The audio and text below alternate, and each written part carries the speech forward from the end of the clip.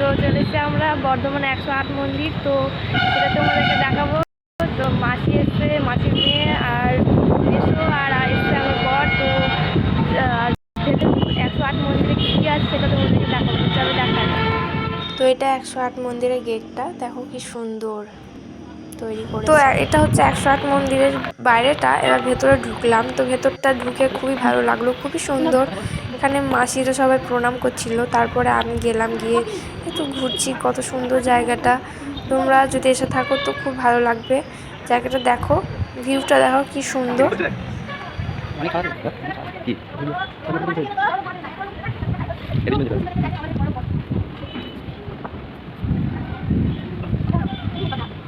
তো ফ্রেন্ড, তোমরা দেখতেই পাচ্ছ এখানে কত সুন্দর লাগছে জায়গাটা দেখতে।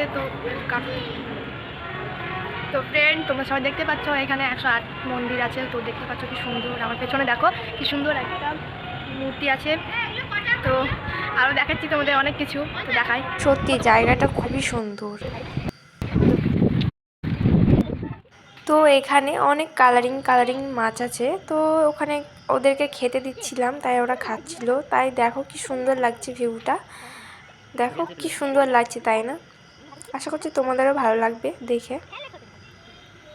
সত্যি ভিডিওটা দেখে খুবই ভালো লাগবে তোমাদের, যদি তোমরা ওইখানে গিয়ে থাকো। তো তোমরা জানো কতটা সুন্দর জায়গাটা, দেখো ভিউটা দেখো কি সুন্দর, তাই না? আর ওই দেখো আমি ওইদিকে রিলস করছি, কেমন লাগছে। আর এখানে সবাই একটু ঘন্টা বাজিয়ে দেখছে কীরকম লাগছে বাজাতে। দেখো এখানে 108টা ঘন্টা আমিও বাজিয়ে নিলাম, খুব ভালো লাগলো বাজাতে।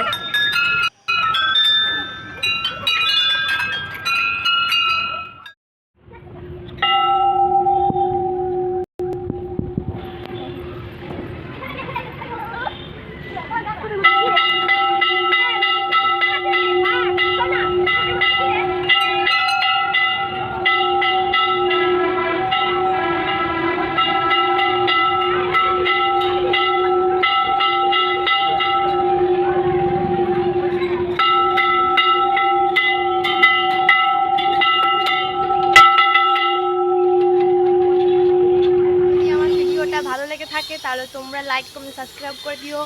আবার দেখা হচ্ছে পরের ব্লগে, ঠিক আছে? টাটা।